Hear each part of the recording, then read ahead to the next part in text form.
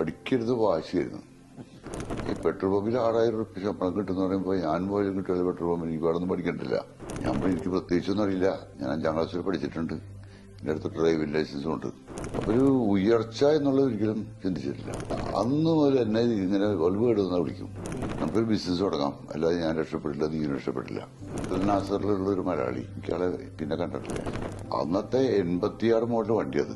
ആ വണ്ടിനെ അതേ കണ്ടീഷനിലാക്കിയിട്ട് കൊണ്ട് നിർത്തിയിട്ടുണ്ട്. അവ വാപ്പാനേക്കാൾ കുറച്ചുകൂടെ കൂടുതൽ ചിന്തിക്കുന്നവരായിരിക്കും മക്കള്. ഞാൻ മാനസികമായിട്ട് എന്നും പ്രിപ്പയർ ആയിരുന്നു. കാരണം അതല്ലാതെ എനിക്ക് അത്രയൊന്നും വിടുതലുണ്ടാവില്ല. അബ്ദുൽ കലാം പഠിച്ച കോളേജിൽ എത്ര അബ്ദുൽ കലാം ഉണ്ടായിട്ടുണ്ട്. ഒരു സ്ഥാപനത്തിന് നേതൃത്വം കൊടുക്കുമ്പോൾ പതർച്ച നമുക്കുണ്ടാവും. പക്ഷെ കമ്പനി പതറരുത്, സ്ഥാപനം പതറിപ്പോകരുത്. എന്നെ സംബന്ധിച്ചിടത്തോളം തീർച്ചയായിട്ടും അങ്ങനെ ജീവിതം കൊടുത്തിട്ടില്ല, ഉണ്ടായിട്ടില്ല.